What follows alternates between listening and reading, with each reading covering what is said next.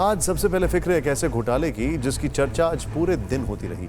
UP से लेकर बंगाल और राजस्थान तक इसकी सरगर्मी रही और इससे जुड़े सवाल भी सुलगते रहे। सवाल यह है कि क्या लखनऊ का रिवरफ्रंट घोटाला बनेगा यूपी चुनाव का सबसे बड़ा मुद्दा?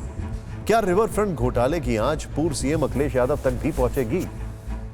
ये सवाल इसलिए उठ रहे हैं क्योंकि इस घोटाले की एफआईआर में कुल जो आरोपी हैं वो संख्या आपके सामने 190 से बस एक कम, और जिनमें से 16 सरकारी अफसर, 3 चीफ इंजीनियर और 6 असिस्टेंट इंजीनियर हैं। इनके अलावा 173 प्राइवेट पर्सन हैं जिनमें कई समाजवादी पार्टी के करीबी बताए जाते हैं। और आज इस मामले में सीबीआई की टीम ने बड़ी कार्रवाई की। उत्तर प्रदेश से लेकर बंगाल और राजस्थान तक कई अफसर और इंजीनियर्स के ठिकाने पर छापेमारी हुई। तो सबसे पहले जानिए कि गोमती रिवरफ्रंट प्रोजेक्ट में घोटाले का पर्दाफाश कैसे हुआ और आज सीबीआई ने किन किन आरोपियों को टारगेट पर लिया है।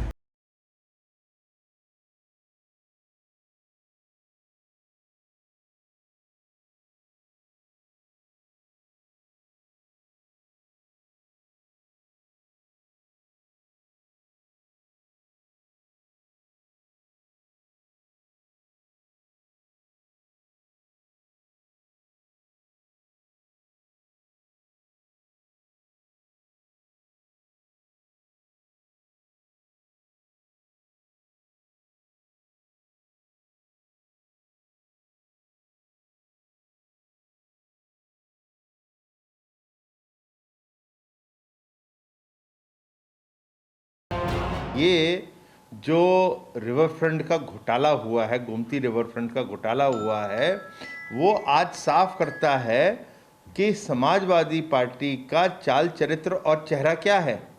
वो चीख चीख के दिखा रहा है कि रिवरफ्रंट जो है समाजवादी पार्टी के 5 साल के कार्यकाल का चेहरा है और भ्रष्टाचार आपने किया है तो उसमें इन्वेस्टिगेशन तो होगा। गोमती रिवर फ्रंट घोटाले की जांच में जुटी सीबीआई की एंटी करप्शन विंग ने आज यूपी के 17 शहरों में 42 जगहों पर छापा मारा।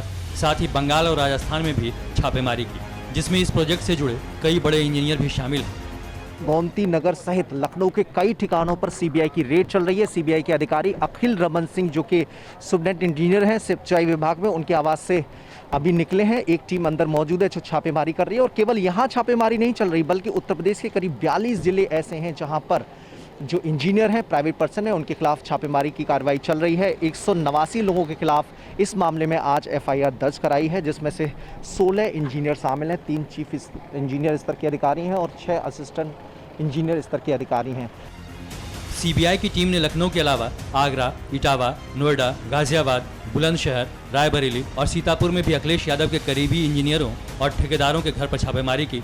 कई के घर और दफ्तर भी सीज कर दिए गए।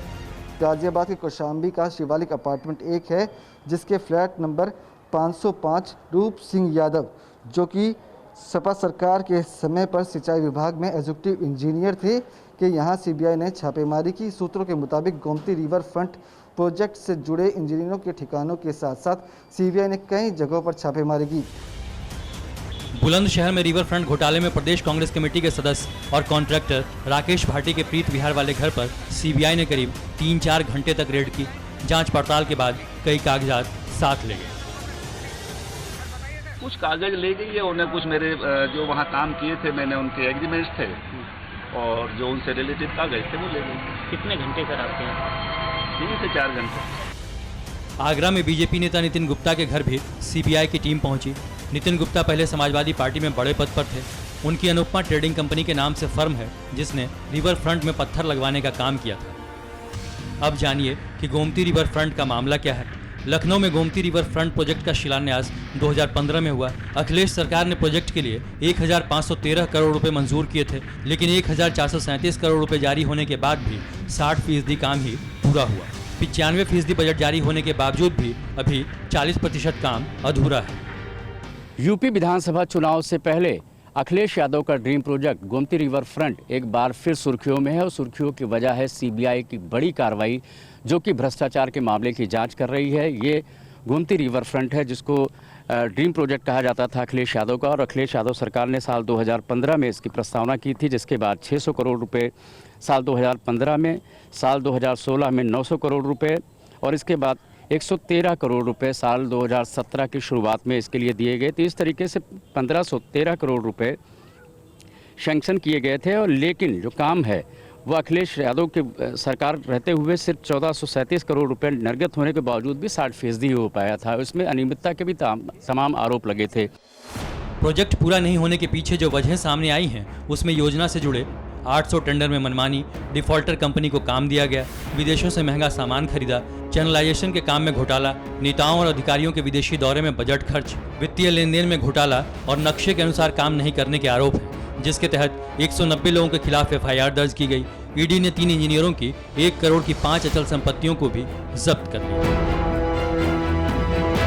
और अब इस घोटाले के दाग पूर्व सीएम अखिलेश यादव, उनके चाचा और यूपी के पूर्व सिंचाई मंत्री शिवपाल यादव के साथ समाजवादी पार्टी के कई दूसरे नेताओं पर भी लग सकते हैं। ऐसा इसलिए कहा जा रहा है क्योंकि 2015 में इस प्रोजेक्ट की लॉन्चिंग के दौरान शिवपाल यादव सूबे के सिंचाई मंत्री थे, जबकि बाद में अखिलेश यादव ने ये विभाग अपने पास रख लिया था। यूपी में अगले साल चुनाव है। जाहिर है गोमती रिवर फ्रंट घोटाले का मुद्दा बड़ा बन सकता है और इसकी आंच सीधे सीधे अखिलेश यादव तक भी पहुंच सकती है। हालांकि समाजवादी पार्टी इस मामले में सीबीआई जांच की निष्पक्षता पर सवाल खड़े कर रही है। इस मामले पे इंक्वायरी 2017 हमारी सरकार जाने के बाद ही इंस्टीट्यूट हो गई थी। एक सिटिंग जज की रिपोर्ट भी आई थी जिसमें कोई अनियमितता पाई नहीं गई। तो मैं तो कहूँगी कि राज्य सरकार इस पर कंसंट्रेट करे कि उसको पूरा कैसे कराना है, गोमती में नाले कैसे बंद करवाने हैं, वहाँ पर पर्यटन करना बंद करें आशुतोष टंडन और महेंद्र सिंह। और बाकी सीबीआई की स्वायत्तता पे हमेशा सवाल उठा है। समय देखकर वो रेड करती है, आज कुछ ठिकानों पे रेड की, फिर और ठिकानों पे रेड करेगी। तो थोड़ा तो इंटीग्रिटी से काम करें और बाकी इंक्वायरी चल रही है, रेड हो रही है, सीबीआई भी निष्पक्ष तरीके से काम करे, उम्मीद तो हम कर ही सकते हैं। अब आपको लखनऊ के रिवरफ्रंट घोटाले की टाइमलाइन समझाते हैं और बताते हैं कि इस मामले में कब कब क्या क्या कार्रवाई हुई है। 2017 मई में रिटायर्ड जज आलोक कुमार सिंह की अध्यक्षता में इसकी न्यायिक जांच में कई खामियां उजागर हुई। इसके बाद रिपोर्ट के आधार पर योगी आदित्यनाथ सरकार ने सीबीआई जांच की सिफारिश की। घोटाले के मामले में 19 जून 2017 को गौतमपल्ली थाने में 8 लोगों के खिलाफ आपराधिक केस दर्ज किया गया।